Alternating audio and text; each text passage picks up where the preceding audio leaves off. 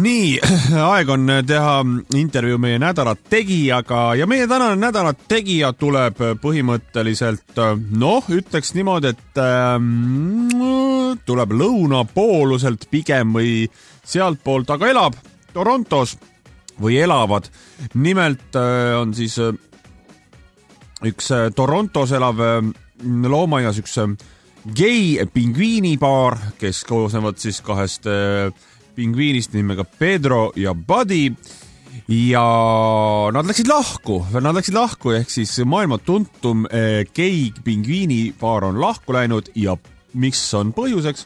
Põhjuseks on see, et üks paaris olevaid liikmeid siis Buddy, üks partneritest kohtas ühte pingviinitüdrukut ja muutus heteroks. Meie oleme nüüd helistanud kuskil siin loomaaega, ei tea, kumb meil on siis, kas maha jäetud Pedro või Buddy, aga igatahes ütleme me teile sinna Torontosse. Tere! Halloo! Tere! Hola! Aha, saan aru, et tegemist on Pedroga. Pedro! No, te olete siis üks tuntumaid gei-pingviine tänapäeval. Kõige tuntum. Kuidas läheb? Väga halvasti läheb tegelikult ikkagi. Olen praegu väga murtud. Rääkige siis, mis toimub?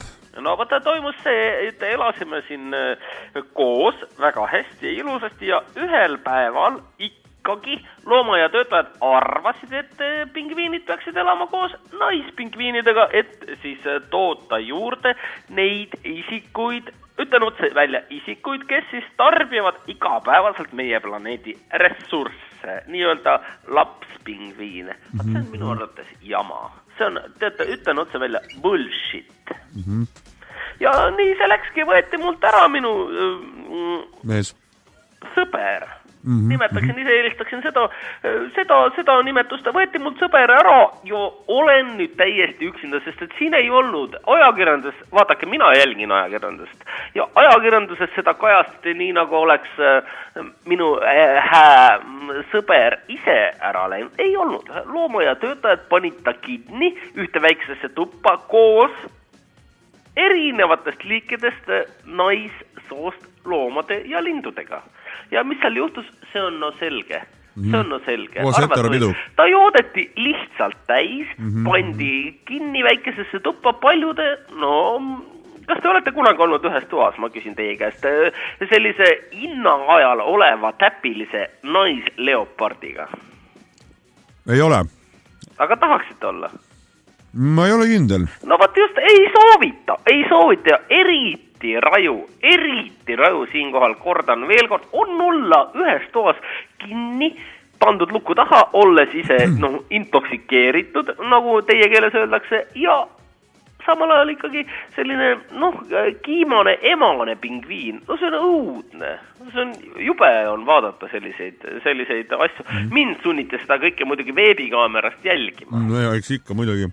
Rääkige meile, see on nagu natukene... Neelan ühe kala siin praegu alla samal ajal.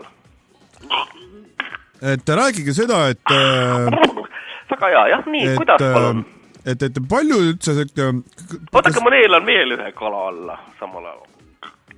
Et kas pingviinide seas on nagu palju niisugust homoseksualismi? Mul on siin, vabandust, nüüd ei huvita teie küsimus praegu, aga mul on praegu söök on pooleli.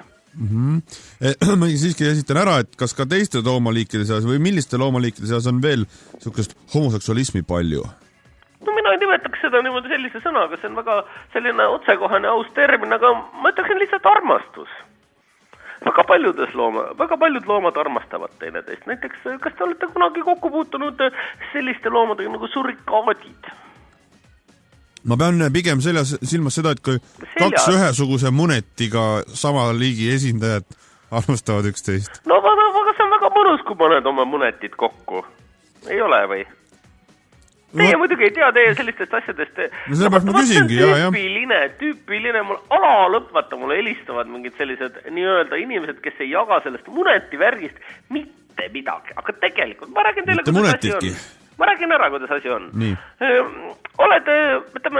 Võtad teise meespingviini ette, oled nagu öeldakse mees mehega, lased ennast suspede väeli ja lihtsalt surud muneti vastastikku, no küll on hea, väga soovitan kõikidele proovida seda, sest see on selline tore asi, on tegelikult tore, noh, võtta ei ole, jah. Kuidas teil nüüd on, kui teil on see partner nagu ära kadunud, et on teil nagu uus... Ei, partidega, vabandage, mina ei tea mitte midagi. Partner, et kas teil on mingi uus, ütleme ka vaadatud välja seal kaaslane? Ei ole, vaata, erinevalt väga paljudest muudest lindudest nagu luiged ja haned, kes on siis harjunud sellega, et nad vahetavad oma partnereid. Pingviinid ikkagi, kui on valinud kedagi, siis jäävad talle elu lõpuni truiks. Ja ma usun, et minu kaaslane, kui ta on, ütleme, loomaaia töötajad siin nii-öelda visuaalselt rahuldanud, siis tuleb tagasi ikkagi minu juurde. Ma väga ootan teda.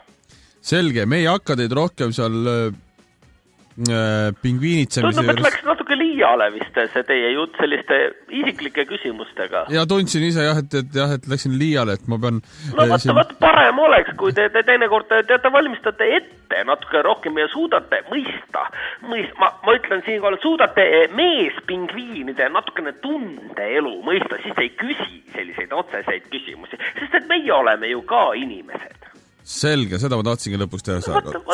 Suur tänu teile, Pedro, ja kõike paremat sinna tiiva alla ja munetisse. Aitäh! Ja taega!